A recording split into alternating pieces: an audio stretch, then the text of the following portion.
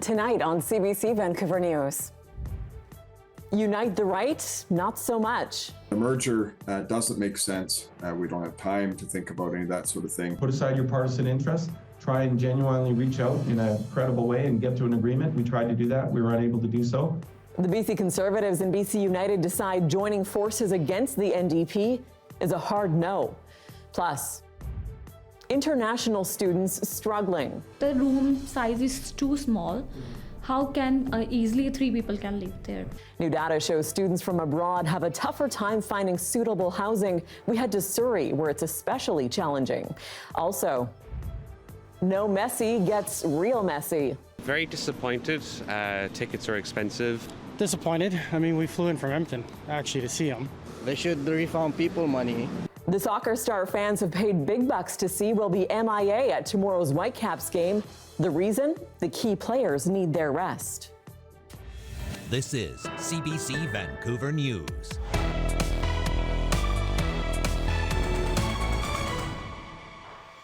Hello, I'm Tanya Fletcher. Thanks for joining us.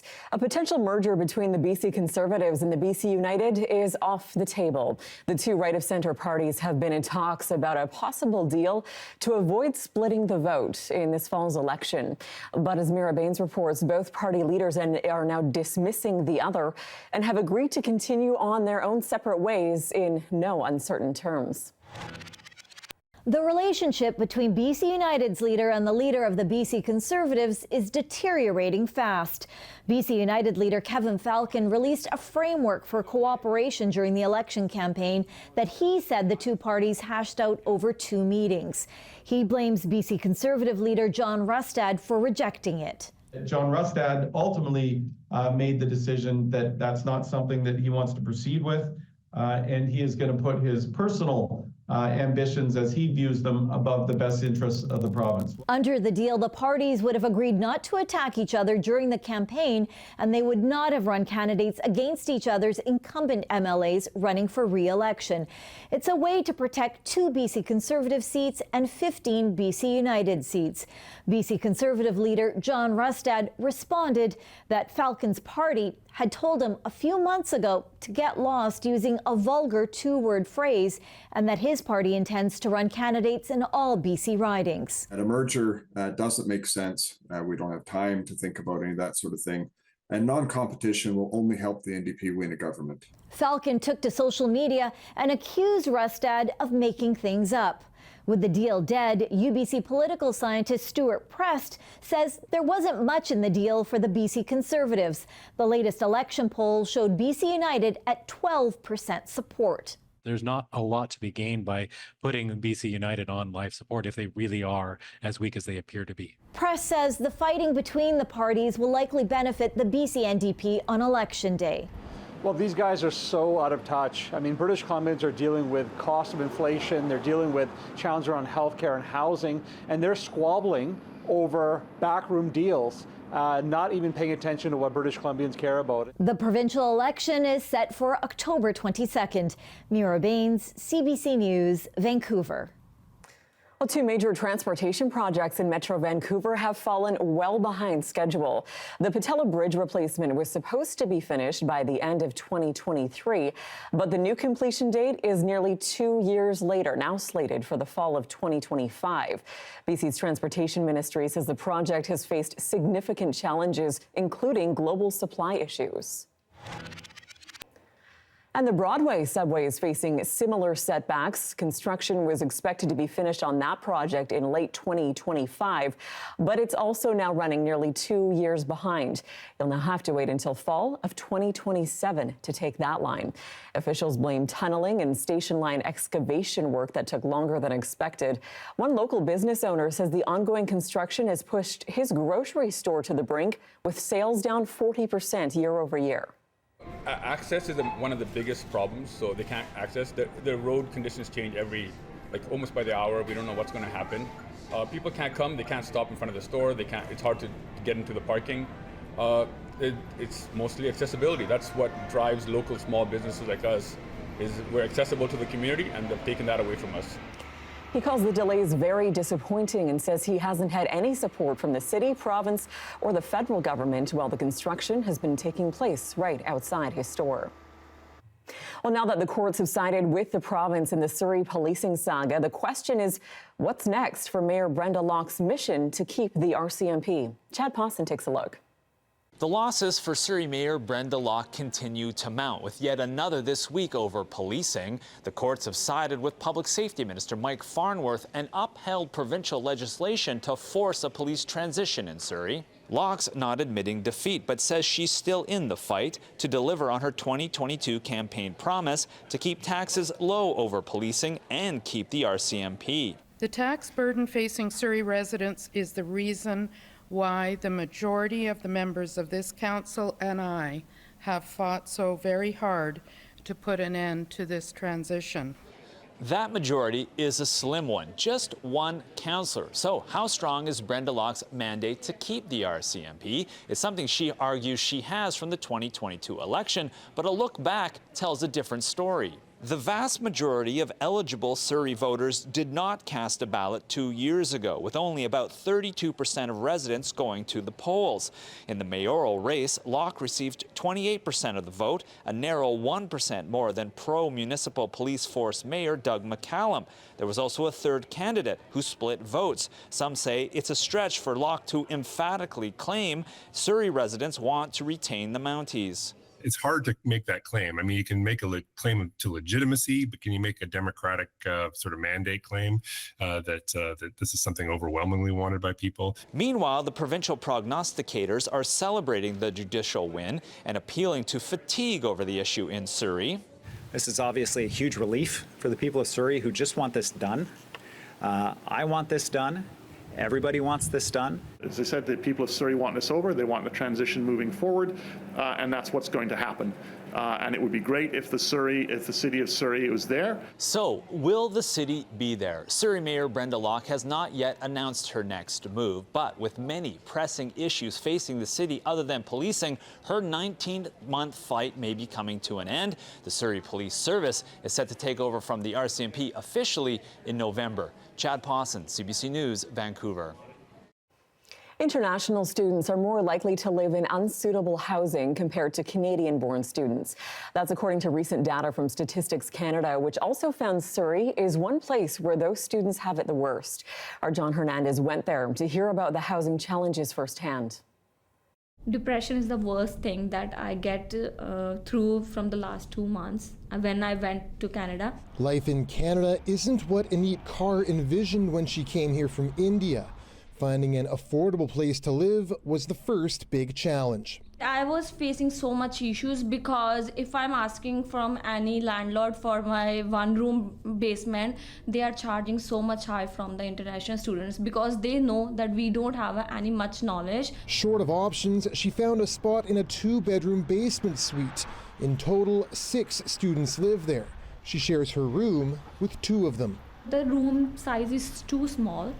How can easily 3 people can live there?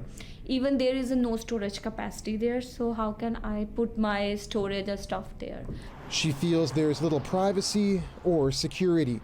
Due to this reason, I just always carry my important documents to my university, also even on my job. Kaur didn't want to take us to her home out of fear of eviction, but her circumstances are far from unique. A recent Statistics Canada report found that international students were more likely to live in unsuitable housing than Canadian-born students. Surrey had the second highest rate for international students living in unsuitable housing at just over 61%. Unsuitable homes are dwellings with not enough bedrooms. Students are saying that they are not able to find the proper accommodation, and the houses are not very clean even. This student-turned-outreach worker is helping launch a center in Surrey that will help students better navigate the local housing market and help them understand their rights. When I was living in a basement, my landlord just knocked the door and come or something, and not even ask the permission. Issues Ottawa says it's trying to alleviate through its recently imposed international student cap, which will last 2 years. In the meantime, it says it's working with provinces and schools to come up with a long-term student housing plan. I'm feeling so regret to moving in this place. A national effort that won't change the struggles many students are enduring right now. John Hernandez, CBC News, Surrey. High-risk sex offender Randall Hopley has been sentenced to 2 years and 5 months in prison. He sparked an intense police manhunt and Canada-wide arrest warrant last year when he walked away from his Vancouver halfway house and cut off his electronic ankle monitoring bracelet. Police never did find him. Instead, he turned himself in at a police station 10 days later. Hopley is notorious for kidnapping a 3-year-old in Sparwood, BC in 2011. Today in provincial court, he received 11 months credit for time already served. That means he'll remain in jail for another 18 months total. Well, police themselves are being put under the microscope in the case of a missing woman found dead in the southern interior. Tatiana Stefanski went missing April 13th. Her body was discovered 1 day later in a remote area near Lumby. BC's police watchdog reveals both the Lumby and Vernon police detachments received a report indicating concerns for the safety of a woman back in December. So now the Independent Investigations Office is trying to determine if police action or inaction may have played a role in her death. The RCMP Major Crimes Unit continues to investigate Stefanski's death as well. Forest conservation experts are slamming the BC government's new report on old-growth forests. As Saurabh Sandhu reports, they say it falls short of the promises the NDP made 4 years ago. It was a historic promise made 4 years ago. 14 recommendations to create a new way of dealing with forests here in BC. But advocates say concrete steps are missing from a new government report called From Review to Action. Reading it, we are very concerned because there is no short-term action in this update leading to change on the ground. While BC continues to build on all of these plans and commitments, old growth continues to get logged. The habitat of at-risk species continues to be destroyed. Conservation experts say old-growth deferral was part of the strategic review released in 2020. However, they say the latest report lacks any updated timelines or milestone dates. What's really important for us to see in this report is how the province is repositioning timelines on the promises they've made for old growth, and the lack of action that we still need to see from the province. To see the delays in implementing the framework to 2025 now, to finalizing the framework in 2025, means that the implementation of that law will not come into place until at least 2025. Conservationists are also calling on the province to be more transparent in communication. Whiting says when it comes to data on old-growth logging, it's only partial and from 2022. It shows that we still have about 160 soccer fields of old-growth logging every day, but we don't have more recent data. So the BC government is still collecting information for 2023, for 2022. So we need more transparency, we need more up-to-date information. The province says they remain committed to implementing all 14 recommendations. However, quote, achieving the full intent of the review is work that will span generations. We don't have time to make long-term plans when we're facing a climate emergency, when we're facing wildfires, which are made worse by the types of logging that are still common practice in British Columbia. Saurabh Sandhu, CBC News, Vancouver. Well, the province has a $900 million project to create a network of hydrogen production plants and vehicle refueling stations. Will create nearly 300 jobs and cut greenhouse gas emissions province-wide. As you can tell, I'm very excited about it because it represents what happens when government establishes a regulatory system, when industry recognizes an opportunity, and when we all work together to address the challenge of our time, which is climate change, while growing our economy. The Canada Infrastructure Bank is providing a $337 million loan to hydrogen company H-Tech. It plans to build up to 20 refueling stations for hydrogen fuel cell vehicles, 18 of them in BC, 2 more in Alberta. The stations will be supplied by 3 new hydrogen production plants in Burnaby, Nanaimo, and Prince George, and a facility to liquefy 15 tons of byproduct hydrogen will also be built in North Vancouver. Well, fans are outraged they won't be able to watch one of the greatest soccer players of all time in action in Vancouver this weekend. Lionel Messi and a handful of other stars from the Inter Miami team will not be playing at BC Place tomorrow after all.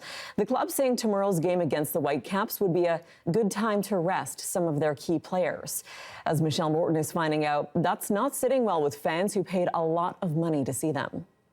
Now it's Rojas creating the chaos, played ahead, quick shot, fired, goal! Lionel Messi! This is the star player tens of thousands of soccer fans have been waiting to see at BC Place. But that dream's been benched. Lionel Messi is one of a handful of key players that will be a no-show in Saturday's match. The Whitecaps first announced the news Thursday in a statement saying, "Unfortunately, we have no control over who plays for our opponent, and it was important for us to communicate to our fans as soon as possible." The next day, the head coach for Inter Miami offered this explanation. You look at the upcoming matches that are around the corner, and in this occasion, obviously, we have 2 home games, and we thought that it was the most prudent for them not to play this match. Major League Soccer says the league will continue to review how clubs report player availability. Tickets had been starting at around $300. Now prices have plummeted. 2 flights from Edmonton, and then you got 2 days hotel, and then you got 2 tickets at regular price, so $330 a ticket, so it adds up. Personally, I'm a pretty big fan. It would have been exciting to see him, and was disappointed but still happy to come and excited to go to the game. It's like only Messi was the player really that we wanted to see. I'm a Liverpool fan too, so it would have been good to see Suarez, but none of them are coming, so yeah, definitely disappointed. Like regular games, it's like usually $30 to $60, you know, but after Messi not showing up, you know, they should refund people money. I understand their frustration, and I can tell them we share this frustration. As I said before, I think there is no one more disappointed and frustrated than our players, because the one thing is to come to this event, the other thing is to be on the stage at this event. The Whitecaps say they'll still make the game a special one for fans by hosting a large street party and offering in-stadium food and drinks at half price. A record 55,000 people are expected at Saturday's match. Michelle Morton, CBC News, Vancouver.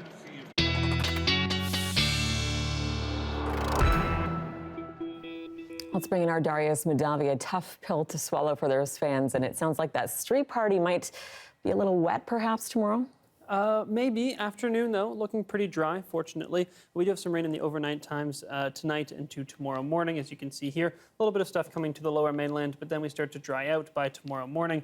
Things are still looking quite cloudy tomorrow, but by the afternoon, we should start to clear up, even by noon possibly for some areas. But then on Sunday is when we get our major system coming in, bringing some more consistent rainfall, especially in the morning and evening times. The afternoon, we might have a dry stretch, but I wouldn't count on it if you're planning to be outside. For the interior, mostly just looking at convective activity, some more scattered showers and storms popping up there, but nothing too serious, I'd say, which means sunny mornings for much to the interior, and then just those storms in the afternoon. And here on the coast, again, a bit of a sunny afternoon tomorrow. So a bit of something for everybody this weekend, and including here in Vancouver, a bit of a rainy week ahead. All right, well, we can accept that. Thanks, Darius. Thank you. After the break, BC Trails Day is coming up. Never heard of it? Well, it's a day meant to care for hiking and biking trails province-wide. We talk with an organizer of the event, find out how you can get involved next.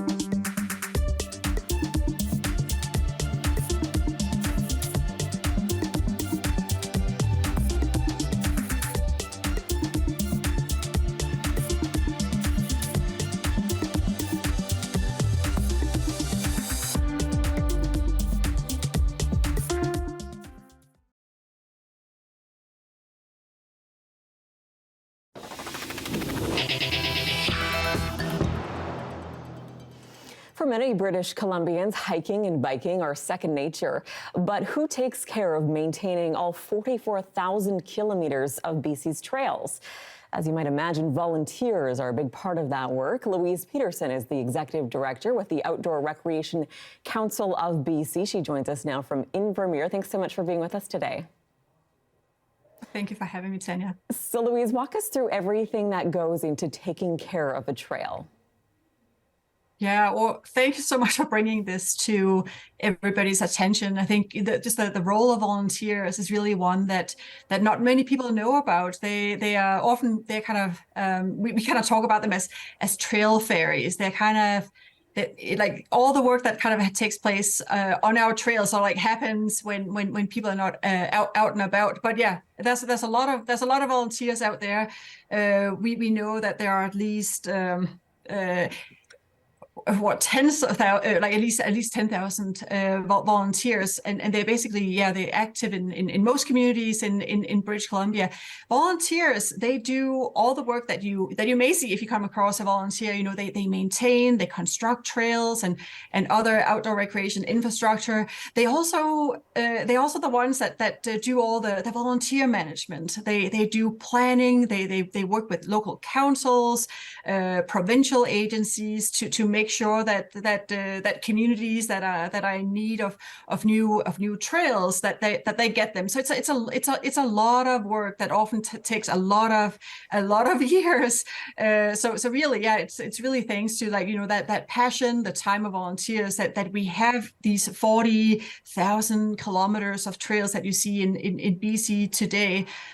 Now, BC Trail Day is June 1st, so take us through what that day kind of looks like logistically with organizing teams and volunteers, and just take us through what'll happen.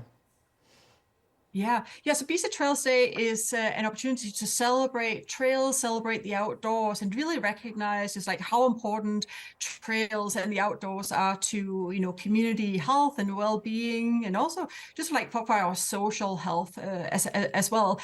Like the Outdoor Recreation Council is promoting and coordinating BC Trails Day. It's our 4th year this year, but really we are inviting every community in British Columbia to host events. It could be workshops on responsible recreation. It could be a trail maintenance event. It could also be an event that introduces new community members to the outdoors. We've got there are more than 60 events planned so far in around 55 communities, from Clearwater to Vancouver to Saturna Island. We've got an event up in Terrace as well. So like the bar is not very high. Like anything that has to do with celebrating trails, supporting trails, you really kind of count as a BC Trails Day event. So we really want, we would love to see, really broad support for this day. And actually, of course, we want to celebrate trails every day, but this is the one time of the year where we are really putting a special spotlight on trails and all the work that goes into maintaining these trails, planning these trails, organizing all the volunteers. Sounds like a lot goes into it, and thank you for spending your time telling us about it. That's Louise Peterson, Executive Director of the Outdoor Recreation Council of BC, joining us. Still ahead, the International Court of Justice orders Israel to immediately stop its offensive in Rafah, Gaza's last remaining refuge. We'll have the latest from the Middle East after the break.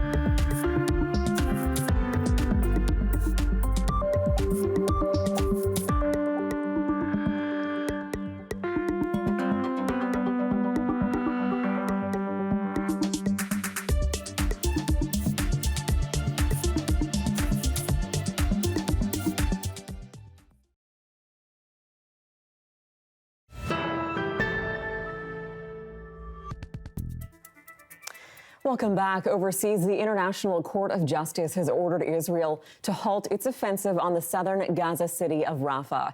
It's the latest order from the court and the most serious since it agreed in January to hear a case brought by South Africa alleging genocide.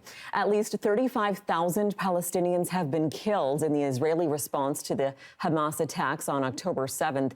And as Julia Chapman reports, the killing hasn't stopped despite global calls for a ceasefire. Under the Genocide Convention, Israel must immediately halt its military offensive and any other action in the Rafah governorate. As well as ordering Israel to cease operations in Rafah, the International Court of Justice called for the Rafah border crossing to be reopened. It's been closed since coming under Israeli control earlier this month, sparking warnings from aid groups that the main route for supplies had been cut off. Israel has also been ordered to allow access for investigators to enter Gaza and make their assessments. The ICJ judges said new measures were necessary because the situation in Gaza had deteriorated, describing it as disastrous. The court also found that Israeli evacuation orders left Palestinians vulnerable. The United Nations says at least 800,000 people have been displaced from Rafah since those orders were made. Living in temporary shelters, many of them don't have access to clean water or sanitation. South Africa, which brought the case against Israel, has welcomed the ruling, calling it groundbreaking and much stronger than previous judgments from the ICJ. It says it will urge the UN Security Council to take measures to uphold it, although any such efforts are likely to be vetoed by the United States. The Palestinian Authority, which governs the West Bank, says the judgment represents an international consensus to end the war in Gaza. Hamas says the ruling should have gone further, but it has promised to cooperate with any investigators that enter Gaza. Israeli officials have reacted strongly to the news, with spokesperson David Mencer saying stopping the war against Hamas would be suicide. Israel has already vowed to ignore any international court orders that call for an end to fighting. It argues its offensive is aimed at rooting out Hamas and protecting Israeli security. Julia Chapman, CBC News, London. The Israeli army says it has recovered 3 more bodies in Gaza, all victims of the October 7th attacks by Hamas. Their bodies were rescued during a special operation based on precise intelligence in the area of Gaza. All 3 were said to be killed in Israel and their remains then taken to Gaza.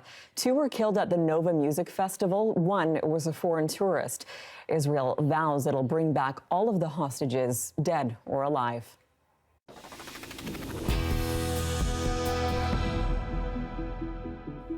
The truck driver who caused the deadly crash involving the Humboldt Broncos junior hockey team has been ordered to be deported. The CBC's Aaron Collins has more on today's ruling from Canada's Immigration and Refugee Board.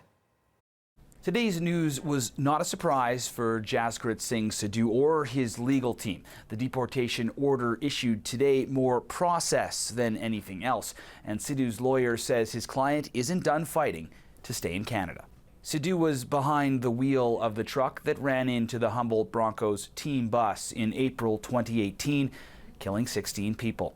Sidhu, a permanent resident, was convicted of dangerous driving causing death the next year, sentenced to 8 years in prison. Those 2 facts, Sidhu not being a Canadian citizen and his conviction for a serious crime, made today's deportation order mandatory, and one that can't be appealed.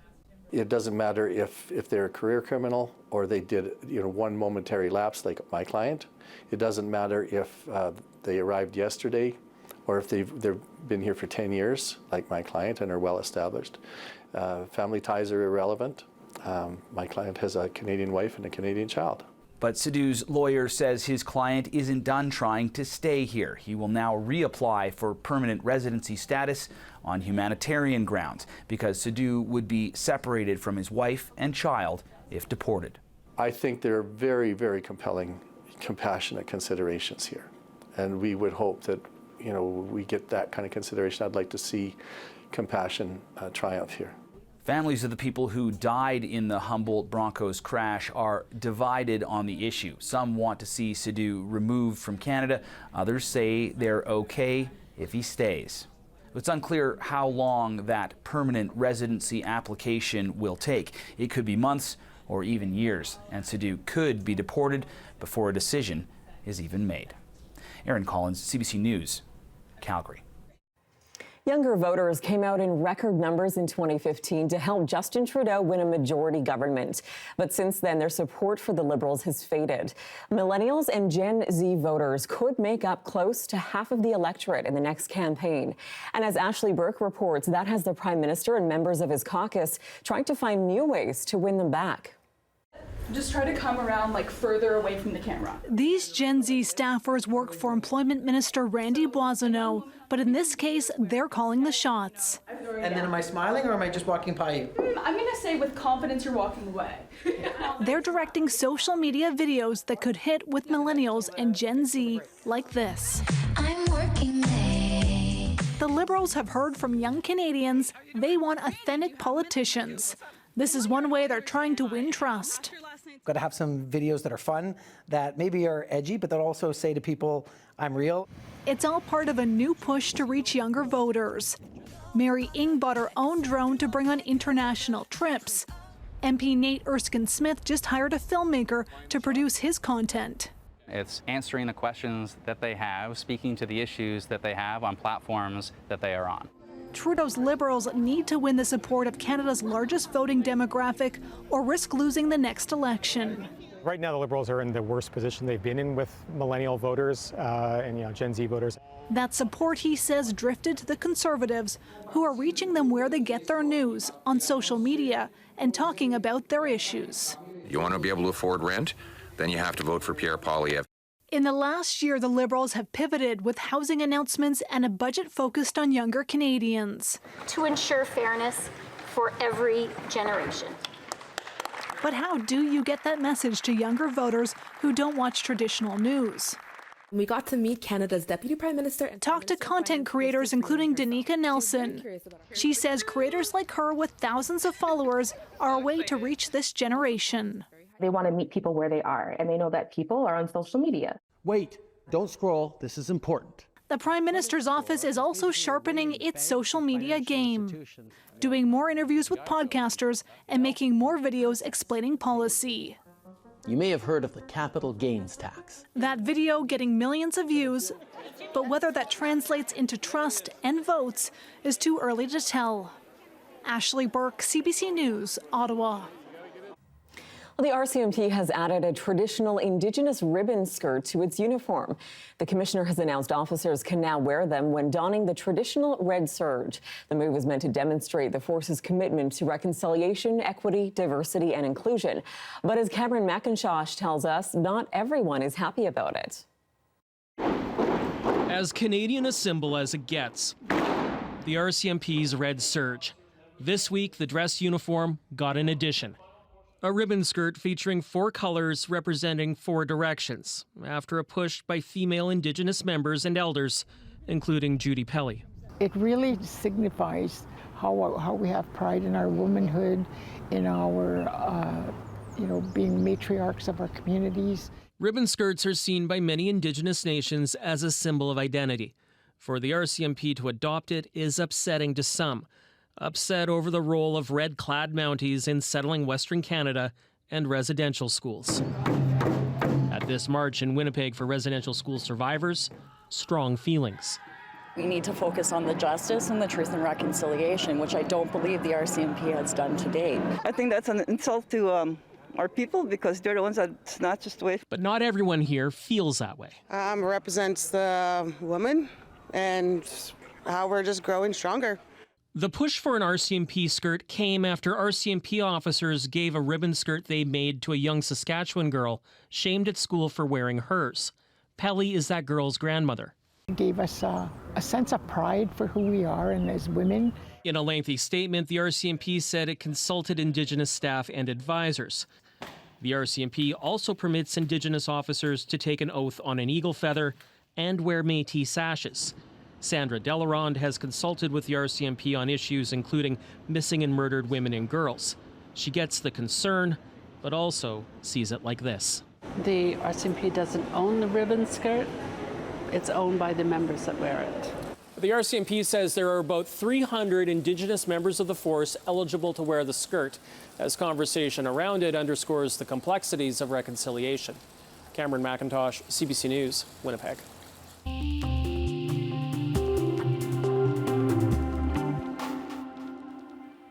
If you have a child on one or more waiting lists for daycare, you're far from alone. Data collected by CBC News shows demand is sky high across the country for $10 a day childcare. As Marina von Stackelberg is finding out, providers are calling for more funding because their operating costs are rising and demand is outpacing supply. Sherry Rieger's daughters are on 15 childcare waitlists. The family, like many across Canada, is struggling to find a licensed provider. Some of them are saying that we won't have a spot for 2 or 3 years. It's been 2 years since the federal government signed its last deal with provinces to spend tens of billions of dollars to create more childcare spots and eventually cut fees parents pay to $10 a day. Daycares have overwhelmingly taken part, and that has caused growing pains. As childcare has become more affordable, we hear from parents that want to access it, that are having trouble finding spaces. Providers say they are struggling to operate the spots they already have. The funding hasn't kept up with inflation and the need to pay childcare workers a livable wage.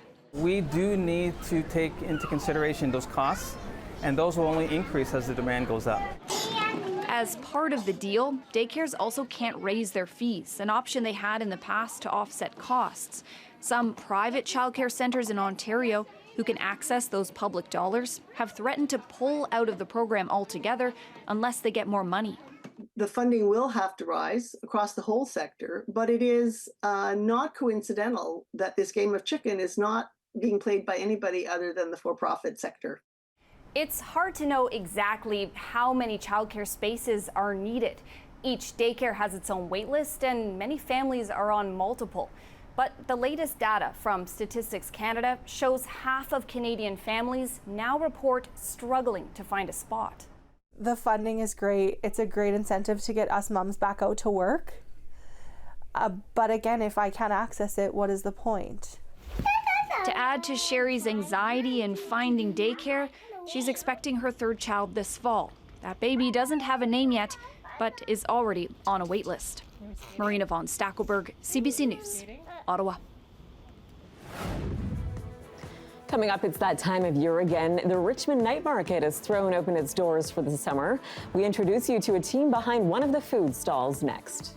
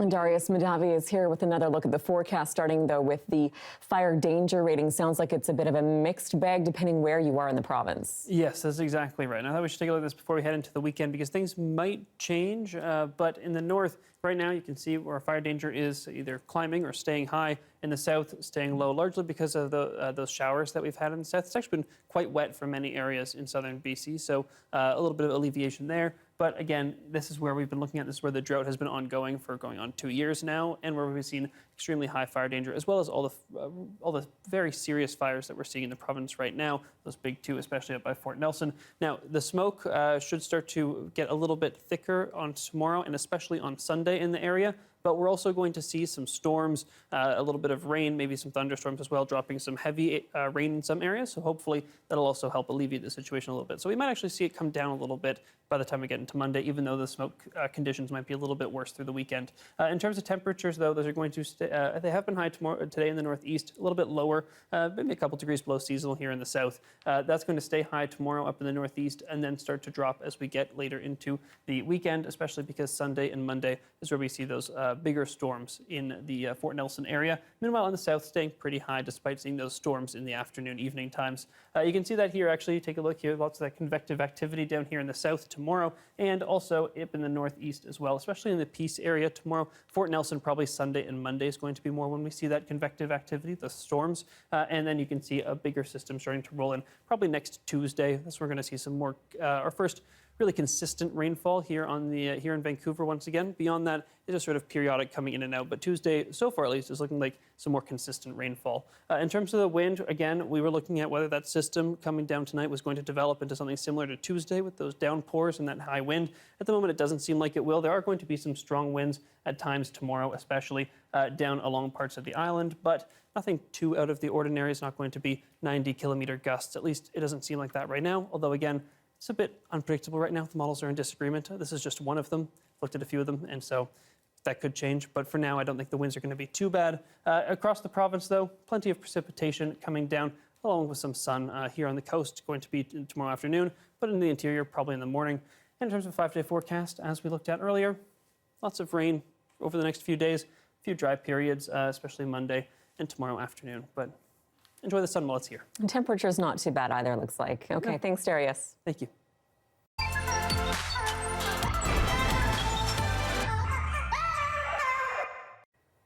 The Richmond night market is in full swing after taking the winter off. With more than 100 food vendors, it's become a go-to place to try something new to eat on a summer's night. In this Creator Network film, we profile the Vietnamese food stall Banh Mi 429.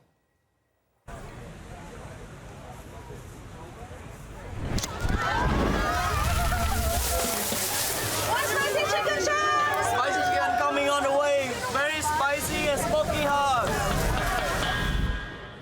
Everyone in Vietnam, we eat banh mi. We eat for breakfast, banh mi for lunch, banh mi for snack. Canada is a very multiple culture country. So after researching, I decided to come to Canada, one of the beautiful country, and I have my relative living here as well.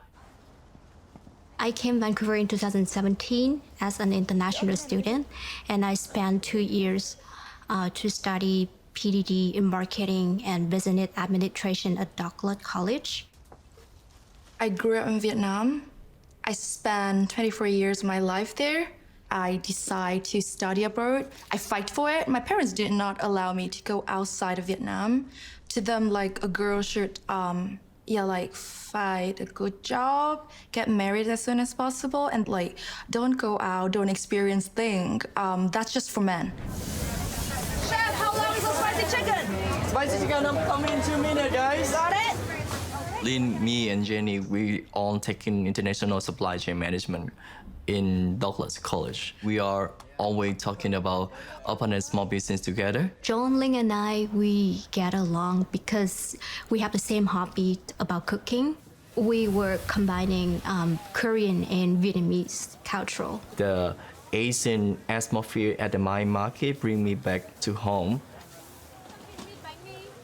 The bold spices of Korean food go very well with the crispy banh mi and the sour from the pickles and on the green lettuce. It's balanced out. My parents really hate the idea that I'm working at the night market. I want to pursue my own career like Jenny. I started my catering business in 2021, focusing on the Vietnamese traditional food because I really miss my home style and my mom food. Jenny is the hardest working person that I've never known in Canada. She working 3-4 jobs at the same time.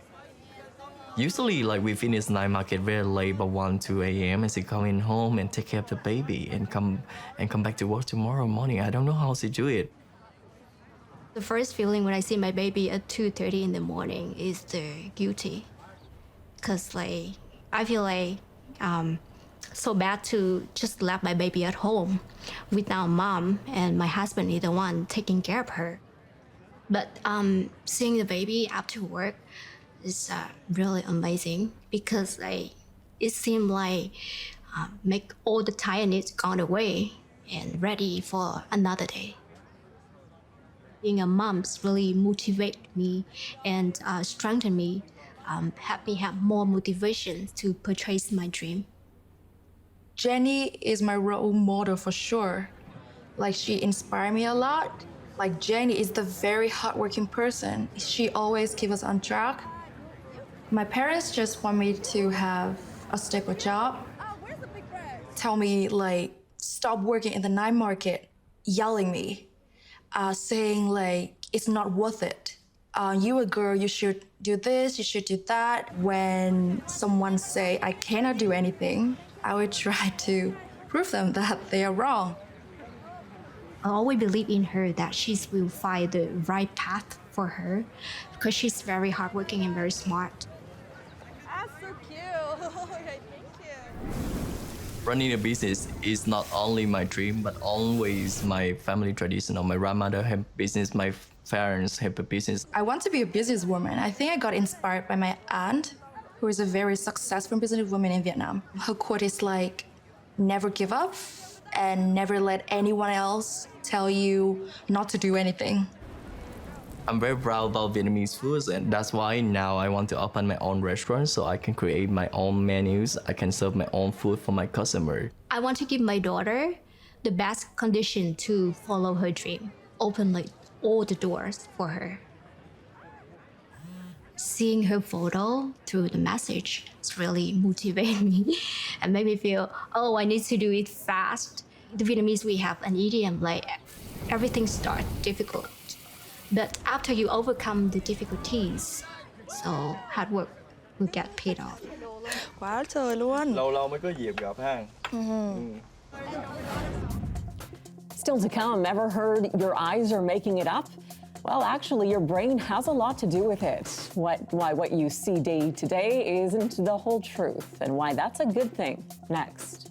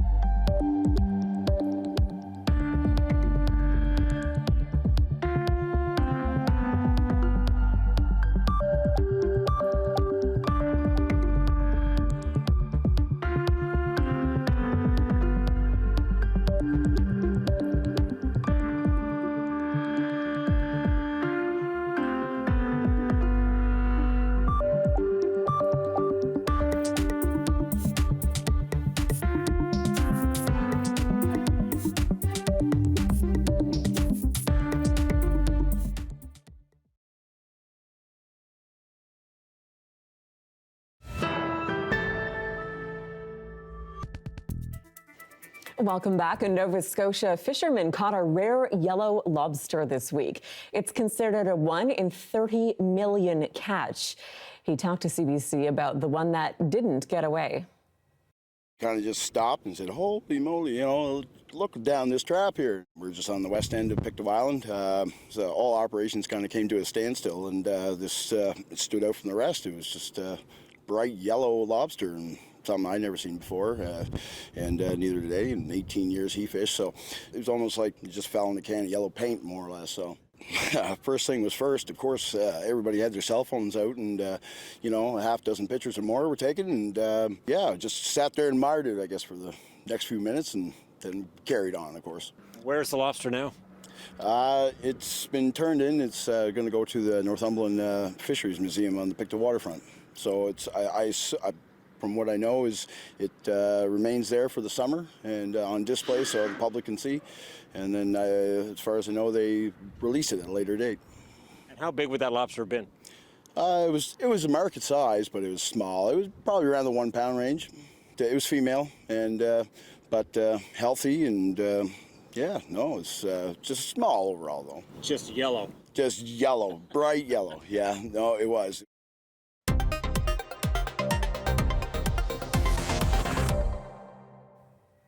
It is time for Fun Fact Friday. So Darius is here, and well, I've got a sense of what you're going to talk about, Darius. That's right. Very great pun. We're going to be talking about eyes today, and because there's a lot to talk about with the eyes, I'm going to get right into it. So inside your eye, the thing that allows you to see is having a retina. So the retina is the thing that detects the light and sends the image to your brain. So that's over here in humans and all animals pretty much, except for octopuses, but their eyes are better than ours, so I'm not going to talk about them. And you can notice that this area that detects the light is covered by these nerve fibers. In addition to the nerve fibers, also the blood vessels, which means that if your brain wasn't actively filtering out the blood vessels that you can see in front of your eye at all times, you would just have this black patchwork of spidery blood vessels at all times and blocking all your vision.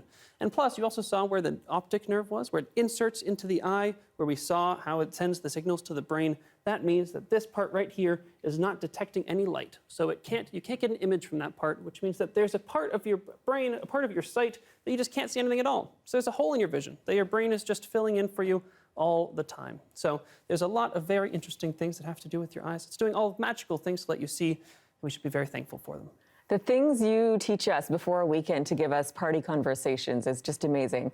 Thanks, Darius. That's it for us. Have a great night. Thank you.